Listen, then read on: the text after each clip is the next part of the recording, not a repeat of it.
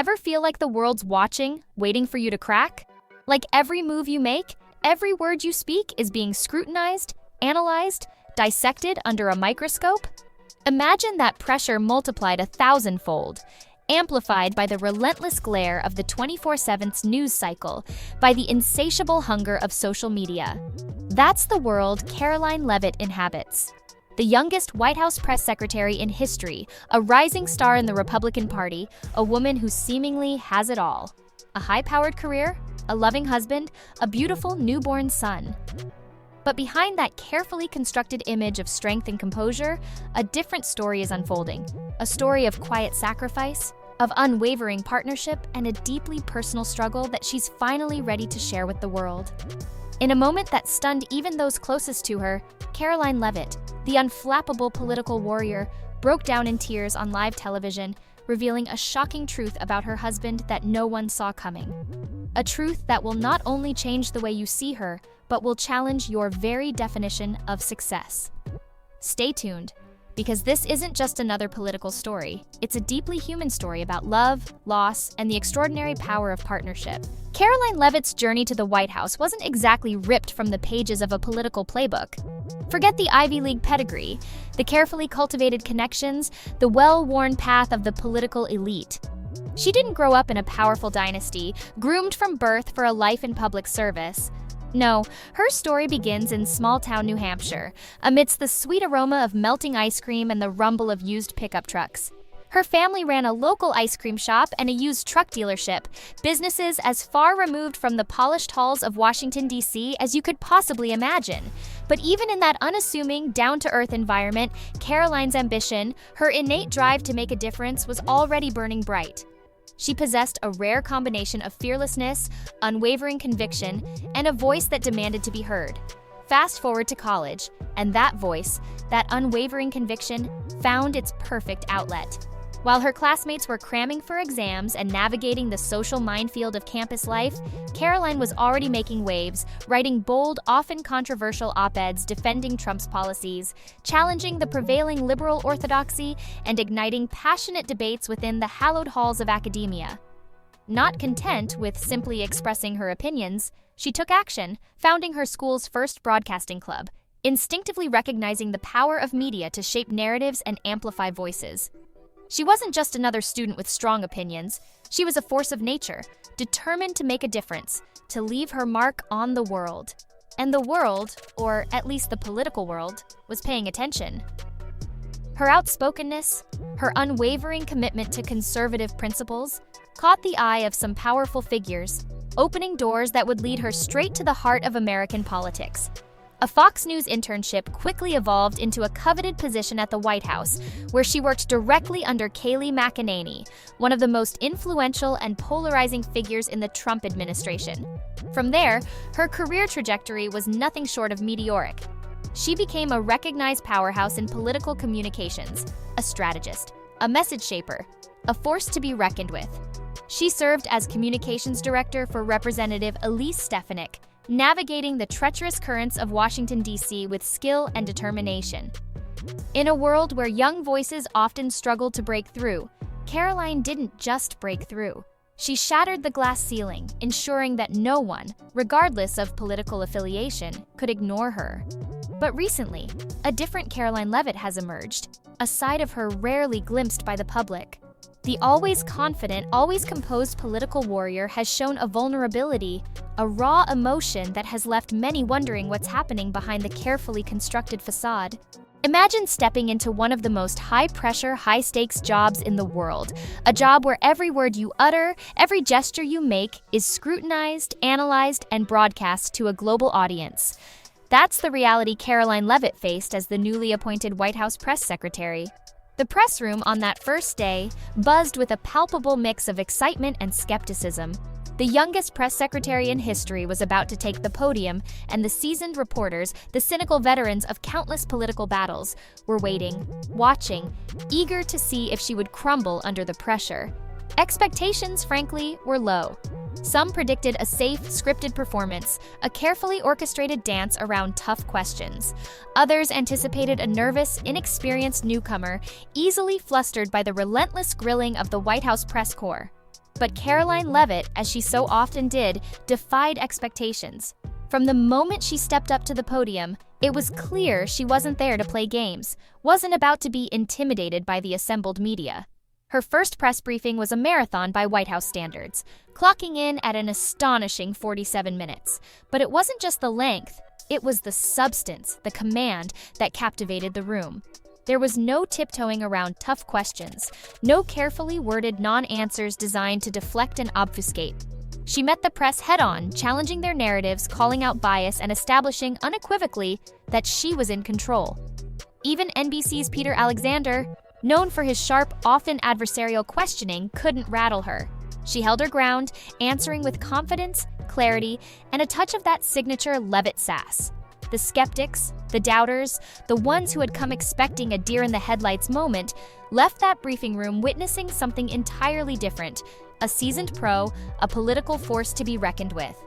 This wasn't just luck. It was the culmination of years of preparation, of honing her skills and developing a strategy perfectly tailored for the modern media landscape. Karoline Leavitt's success wasn't an accident. It was the result of a carefully calculated strategy, a deep understanding of the evolving media landscape, and a relentless drive to control the narrative. Back at St. Anselm College, she wasn't just studying political science, she was dissecting the intricate dance between politics and media, learning how to wield information as a weapon, how to shape public perception. That knowledge, combined with her experience in the Trump White House, first as an assistant press secretary and then as the national press secretary for his 2024 campaign, transformed her into a formidable political operative. She wasn't just observing the game, she was mastering it. But what truly set Leavitt apart was her willingness to embrace the changing media landscape.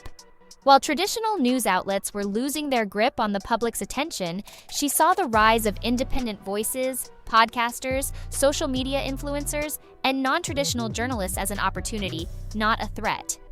Instead of fighting the shift, she leaned into it, taking the administration's message directly to the platforms where people were actually listening. She wasn't interested in courting the favor of legacy media. She was focused on connecting directly with the American people. This was more than just a fresh face at the podium. It was a complete revolution in how the White House communicated. From day one, Leavitt redefined the role of press secretary. She opened the doors of the briefing room to conservative influencers, podcast hosts, and digital journalists, giving a voice to those who had been traditionally excluded by the mainstream media. To the Washington establishment, it was a radical move. To Leavitt, it was simply common sense. Millions of Americans were getting their news from non-traditional sources, and she wasn't about to let the White House ignore them. Her approach, however controversial, undeniably worked. Even White House Communications Director Stephen Chung praised her first press conference as the most successful ever. A single statement that sent shockwaves through Washington, signaling the end of the old media's dominance and the rise of a new era in political communication. But success, especially in the cutthroat world of Washington politics, rarely comes without a price. Karoline Leavitt's meteoric rise and unconventional approach made her a lightning rod for criticism.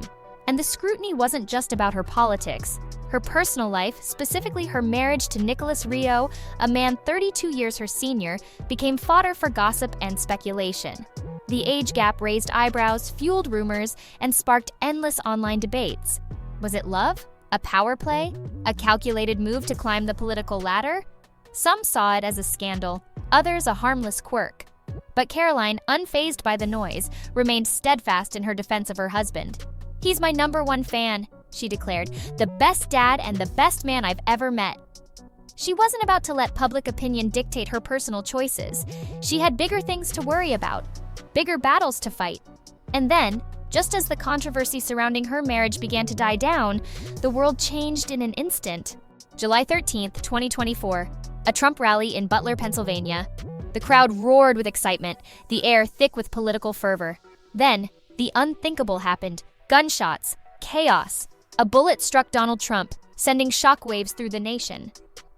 Karoline Leavitt, at home with her newborn son, just 3 days old, watched in horror as the events unfolded on live television. A new mother, still recovering from childbirth, she found herself facing a crisis that transcended politics. It was a gut-wrenching moment, a visceral reminder of the fragility of life and the unpredictable nature of the world she inhabited. But amidst the fear and uncertainty, Leavitt made a decision that stunned everyone. Just 4 days after giving birth, she returned to work. 4 days. While most new mothers would be understandably focused on healing and bonding with their newborns, Leavitt was back in the political trenches, facing the cameras and steering the administration through a national crisis. The public reaction was swift and divided. Some praised her unwavering dedication, her loyalty to Trump. Others questioned her judgment, accusing her of prioritizing politics over motherhood. But for Leavitt, the decision was simple. The president, a man she respected and admired, had nearly lost his life fighting for what he believed in.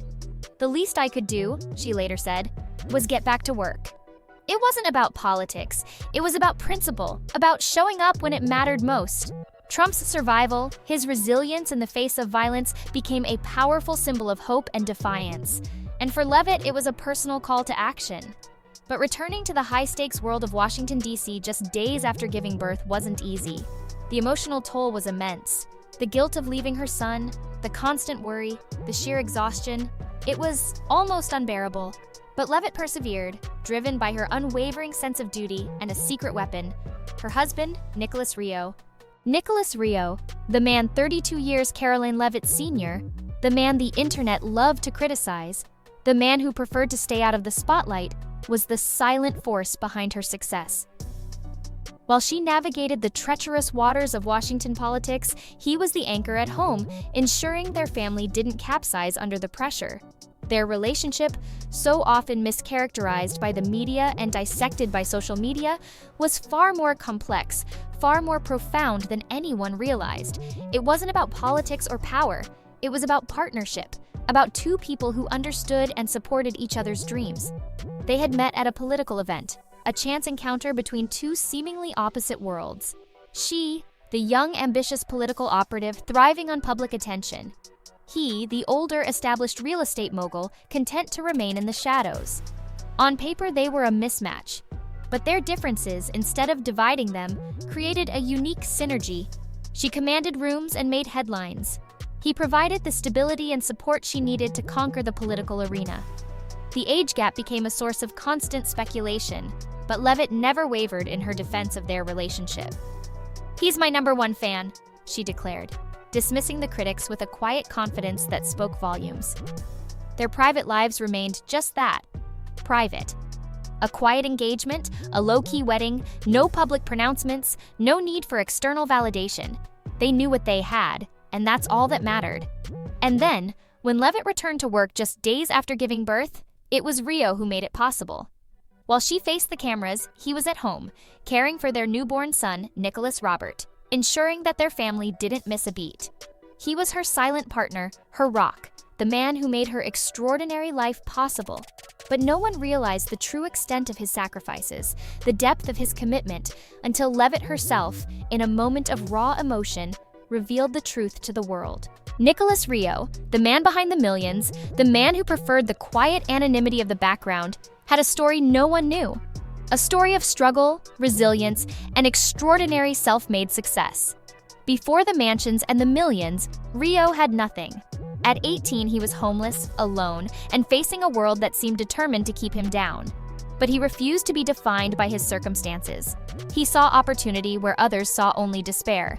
With relentless hard work and unwavering determination, he built a real estate empire from the ground up, transforming rundown properties into valuable assets, creating wealth and opportunity for himself and others. His success wasn't about greed or self-promotion. It was about creating something meaningful, something lasting. His properties became hubs for the conservative community, hosting events and fostering connections that quietly shaped the political landscape. He was a strategist, an influencer, a force for change, all while remaining deliberately out of the spotlight. He didn't need the recognition. He was driven by results. And then he met Karoline. Their unconventional relationship defied expectations, sparking controversy and fueling speculation.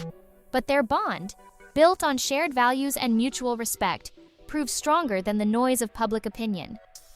When their son was born, Rio made a choice that would change their lives forever. He stepped back from his empire, not out of obligation, but out of love.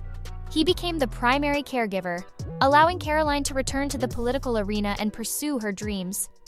It was a sacrifice few men in his position would have made, a testament to his unwavering commitment to their family. And then came the moment of truth. In a press conference overwhelmed by emotion, Leavitt finally revealed the depth of Rio's sacrifices. The tears flowed, not from weakness, but from gratitude, from the realization that her success, her ability to balance motherhood and a high-powered career, was only possible because of her husband's quiet heroism. The story, once framed as a scandal, became a testament to the power of partnership, a heartwarming tale of love, sacrifice, and unwavering support. In a world obsessed with individual achievement, Karoline Leavitt and Nicholas Rio's story reminds us that true success is often a team effort, a shared journey built on mutual respect, unwavering love, and the willingness to put family first. What do you think about their story? Let me know in the comments below. And if you enjoyed this video, be sure to like, subscribe, and hit the notification bell for more inspiring stories of love, resilience, and the power of human connection.